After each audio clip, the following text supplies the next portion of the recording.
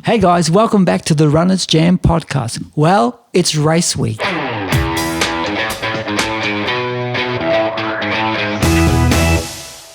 Okay, guys, it's race week this week. So what do we do with our training this week? Okay, so last week we talked about taper being all about reducing our volume, keeping some intensity in there, and the frequency is fine as well. So this week we're going to continue with that. We're going to get our volume really quite low this week, but we're going to have a sprinkle of intensity in there. So tomorrow at our Tuesday session, which is typically our speed session, we're going to do a little bit of fartlek. So we're going to be playing with speed. We're going to be staying around race pace, bit under, with just a little sprinkling of some above race pace. Not much though, a few bits of 30 seconds. Okay, other than that, on Thursday, you're just going to run nice and easy. Avoid hills. Avoid hills. We don't want to be putting extra strain on our muscles. And the big thing, of course, is avoid any strength work as well. So this is your week to just chill and relax. Get rid of the strength work. Don't feel like you've got to add in other cross-training things to make up for the reduced volume. We want reduced volume for a reason, so you're nice and fresh for race day. Okay, that was the training for this week. What about some of the practicalities in preparing for a race? Okay, so most people travel for their race, so you need to be planning ahead. Plan your packing.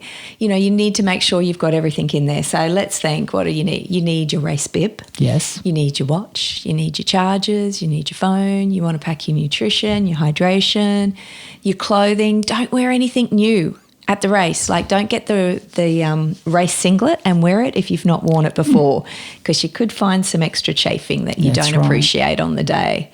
What else? Can you think of what else they need to pack? Shoes. Shoes matter. Shoes matter. They do.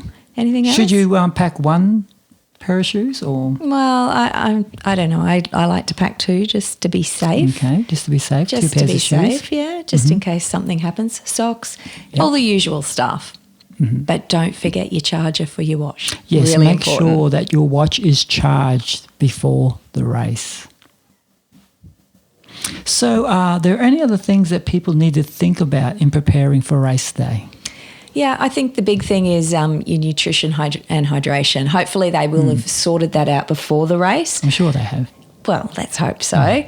But, the day before, be careful what you eat. You don't want to be getting a sick tummy, like having a curry the night before. Yep. Maybe not the best idea. You want to be hydrating, but not over-hydrating, because we don't want to dilute our blood down and not have enough salts in our body. So have an electrolyte drink the night before. We recommend Precision Hydration products for that. Have a look in the show notes for a link. The morning of the race, I would recommend having another electrolyte drink before the race as well. So we looked at the training for this week and we looked at the practicalities. What about the plan for the race? Okay. Race planning is really important, and it's a good thing to go through in your head and go through different scenarios too of how the race plays out in your head. But ideally, you want to plan to start slow. So for the first 3 to 5K, you want to be going out slower than your race pace. That's really important for a multitude of reasons. But if you go out too hard, you're going to start burning through your glycogen reserves too quickly. Right. And you also risk getting up near that lactate threshold level, and that's a level that you can only hold for about an hour. So you don't want to be at that level or above it. So by going slow at the beginning, you're making sure that all of that is fine. We want you to get into a rhythm. Don't panic about weaving through people. That's just wasted energy.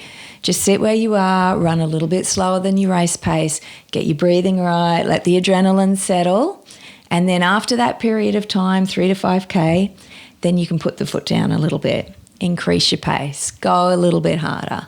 Not all out though, because you've got to hold this pace. If we're talking a half marathon, you really then want to hold that pace till about the 18K mark. Yeah. So you want to sit nice and comfy at that pace. When you get down to the last 2 to 3K, depending on how strong you feel, that's when you really want to put your foot down. So that's when you start playing games like pick the person in front of you and see if you can wheel them in. Yeah, that's right. Wheel them in, reel them in. Reel them in. Reel them in. You want to reel them in. And then you're going to catch that person, and then you're going to pick the next person and you're going to go after them and get them in. So a great way, because by that time you're going to be hurting a bit, and especially if you bump that pace up at the end there. So you want to be starting to think of things like, oh, this is like a 3K time trial. Okay, I've only got well, at 5K, you only had a park run to go.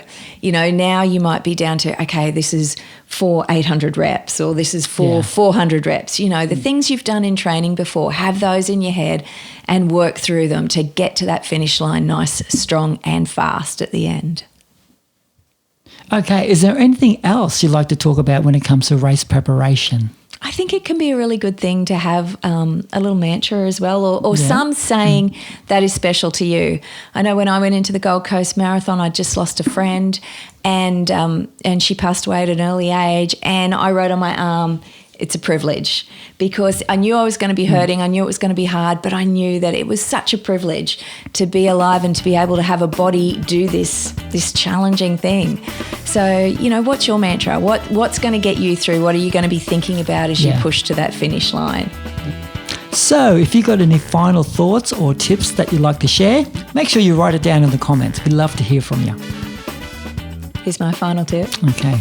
Smile for the camera. Yes, smile for the camera. See you out there. Bye.